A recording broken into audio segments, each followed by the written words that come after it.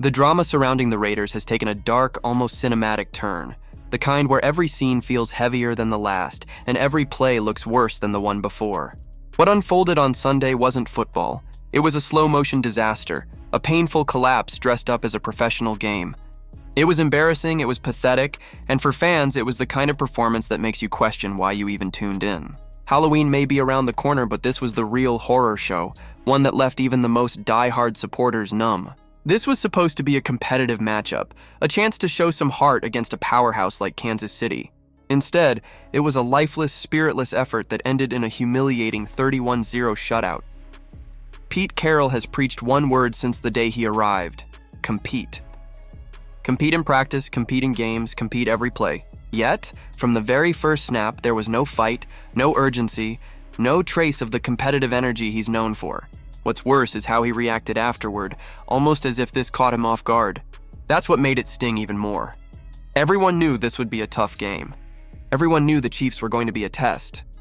But what no one expected was for the Raiders to fold like this, to completely give up before the game even hit halftime. The comparisons being made after the loss were brutal but fair. Analysts pointed out that this was the Raiders' worst offensive showing since the Jamarcus Russell era in 2008. That's how deep this team has fallen. Think about that. Back to the days of one of the biggest quarterback busts in NFL history. And the sad part? It's hard to argue against it. Geno Smith has been playing like a man lost in his own head. The same quarterback who once revived his career in Seattle now looks like he's forgotten how to play the position. 10 interceptions so far this season, leading the league, and an offense that barely scrapes together 96 total yards. There were 2 whole quarters where he didn't complete a single pass. That's not a rough game. That's a breakdown of fundamentals, confidence, and leadership. Fans have reached the point where they're asking for Derek Carr, Gardner Minshew, or even Aiden O'Connell to come back. Names that were once criticized now suddenly sound like saviors compared to what's happening under center. That's how desperate things have become. Geno was brought in as the steady hand, the veteran who could run an efficient offense and protect the football.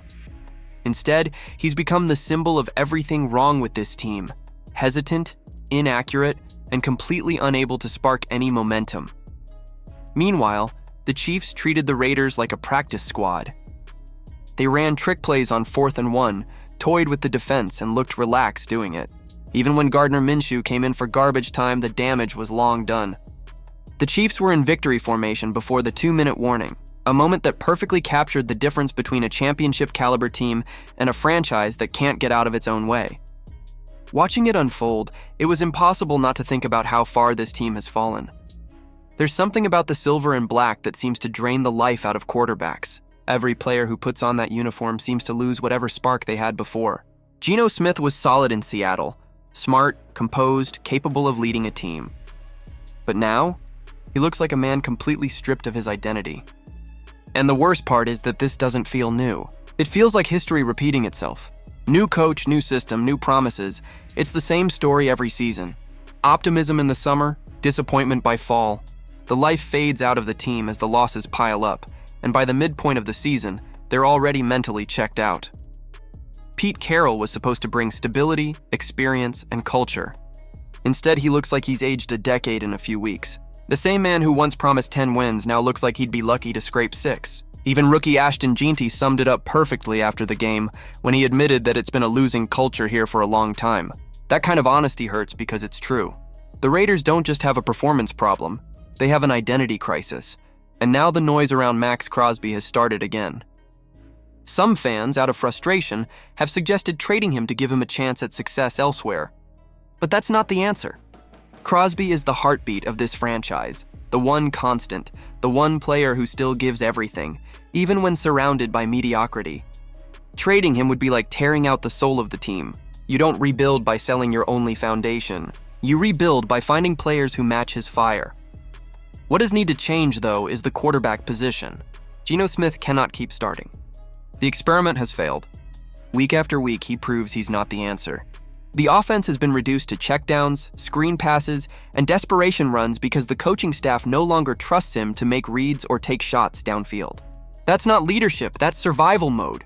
It's time for a new approach. Whether it's Kenny Pickett, a trade for a veteran like Jameis Winston or Marcus Mariota, or even rolling the dice on a rookie.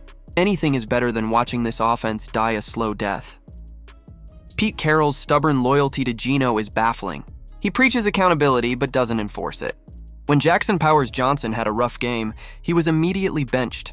When Geno Smith struggles week after week, nothing changes. When other players mess up, they're replaced or publicly called out. But Geno? Protected, defended, and rewarded with another start.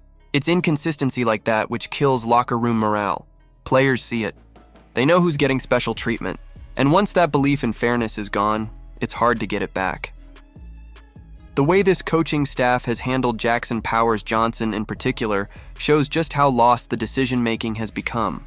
Drafted as one of the top centers from Oregon, JPJ was supposed to anchor this offensive line for years to come. Instead, he's been shuffled around, benched, and publicly criticized. Under Antonio Pierce, he thrived when moved back to his natural position at center. The run game improved, the line stabilized, and there was actual chemistry up front. Then Carroll arrived and decided to overthink it, switching him again and creating more chaos. The result? A line that can't communicate, can't protect, and can't snap the ball consistently. It's not just a personnel problem, it's a leadership problem. The Raiders have no clear vision, no sense of direction. Every week it feels like they're throwing darts in the dark, hoping something sticks. The Kansas City loss wasn't just another bad game, it was a warning sign that the foundation is cracking. And unless something drastic changes during the bye week, this season will spiral even further out of control.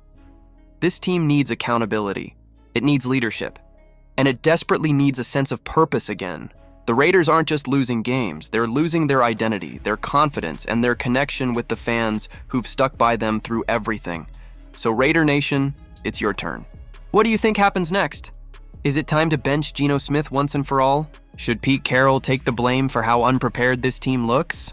And most importantly, can this season be salvaged, or are we watching another rebuild begin before our eyes?